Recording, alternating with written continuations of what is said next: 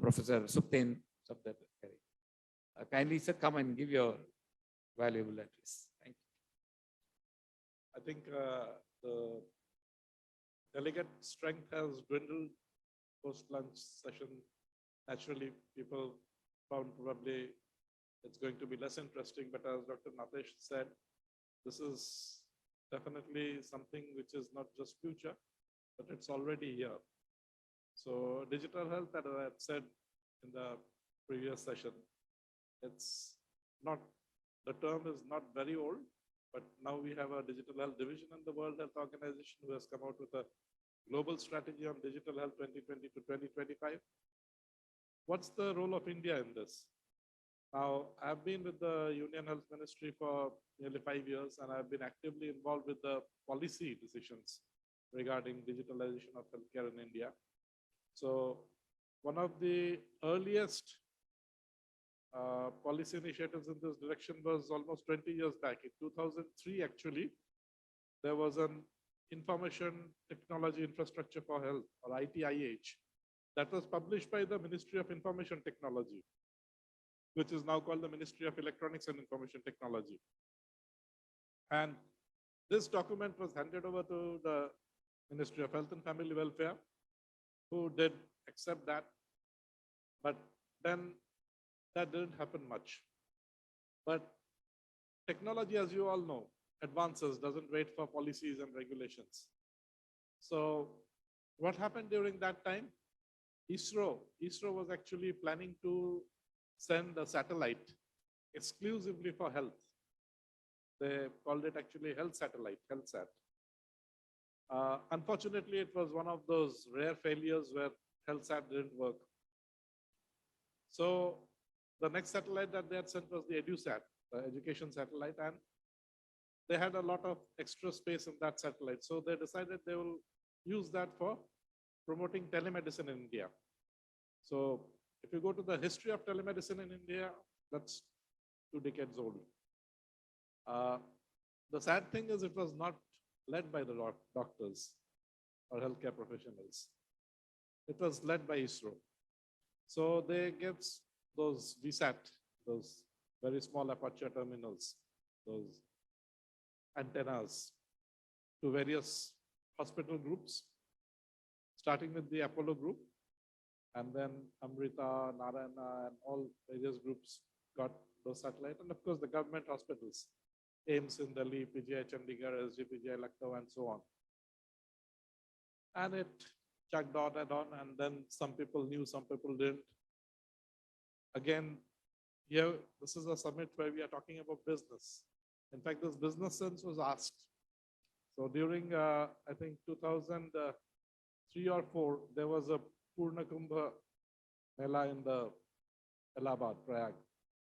And their telemedicine system was deployed by SGPGI Lucknow. And people had asked, I mean, what was the cost? So during that time, nearly 20 years back, it had cost something like 5 crores of rupees.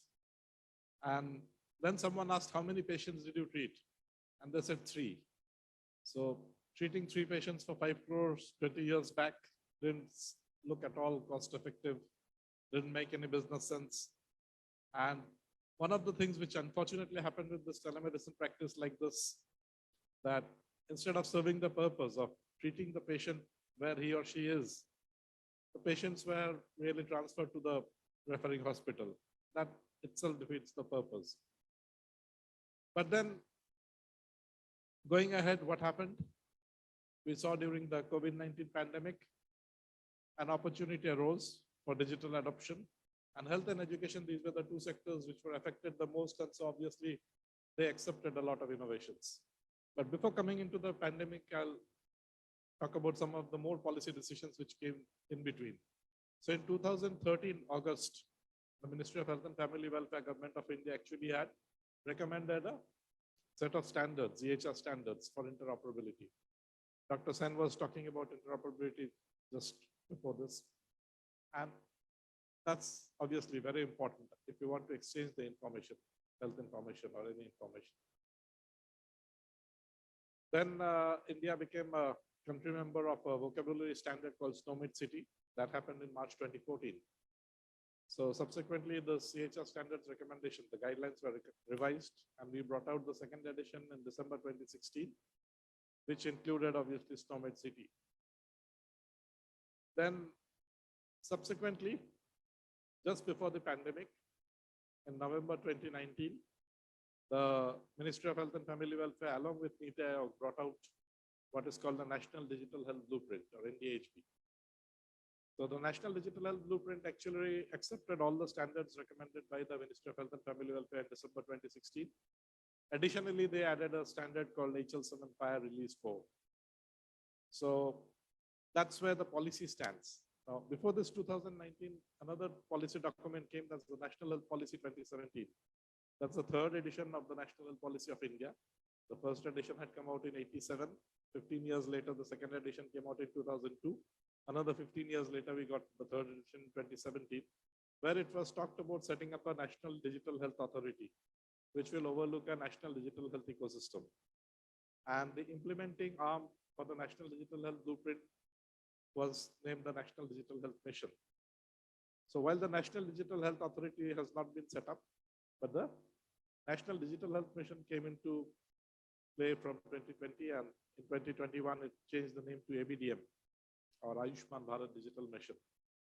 In fact, many of you, if you look at it, a lot of career opportunities are actually offered there in this Ayushman Bharat Digital Mission. So if you go into the website, careers.abdm.gov.in, careers.abdm.gov.in, you can go and check, you can see the career opportunities available in Ayushman Bharat Digital Mission. Now, they are coming up with a lot of initiatives, including the Unified Health Interface, or UHI. They also have proposed a Unified Health Identification Number, that's the ABHA, Ayushman Bharat Health Account, or ABHA number. So a lot of efforts are going on, but the problem, where the basic problem still lies in digitalization of healthcare in India, is EHR or EMR is not yet, electronic health record, electronic medical record is not yet legally mandatory in India. Although the Clinical Establishment Act of 2010, subsequently amended in 2012, did talk about taking EHR, but health being a state subject, it's not yet adopted. This Clinical Establishment Act, I think, is adopted just by 10 or 12 states, less than half of all the Indian states. So policy matters, definitely. Similarly, because we don't have the authority for national digital health, we were supposed to have a personal data protection authority. So first we had a personal data protection bill that was drafted in 2019. And then subsequently it was revised based on the recommendations of the Joint Parliamentary Committee. And we got a data protection bill 2021 that was presented in the Parliament in 2021.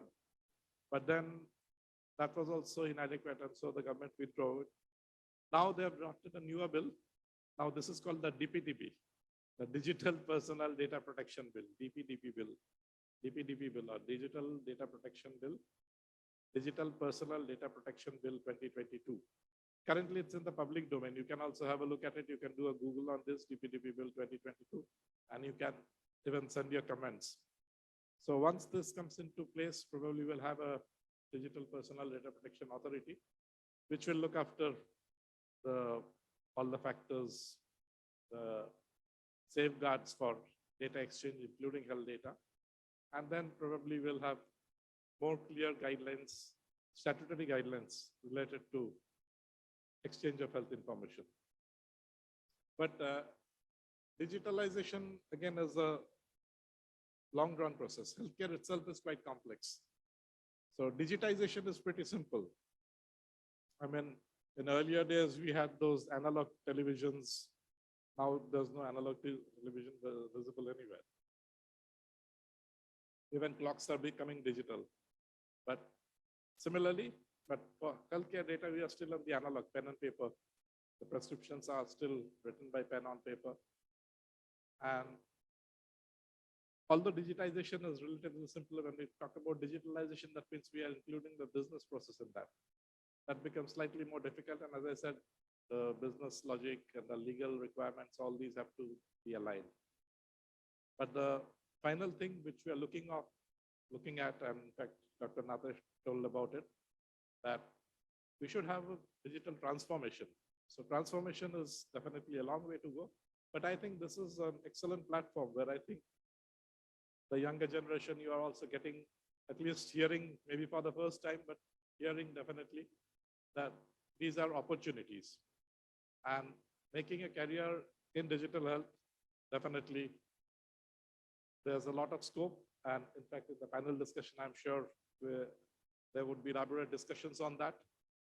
If you remember, the definition is pretty simple for digital health. Any way you use digital technologies or information communication technologies to improve health, that's digital health. So any intervention using that is digital health intervention. And you would know more about some of these during the discussion here. And go on learning on it. Some of you can do projects on it. And as we are going to come here again, I'm always most welcome to keep in touch. I am always available in the cyberspace. In fact, Dr. Kirti Uday is here and she has right now there's evidence to it. So because I posted also the previous session live, and lots of people have already been commenting there. So digital is where we are, and healthcare definitely needs a greater trust. And you are the one who can provide that trust. So that's all for the timing. Thank you.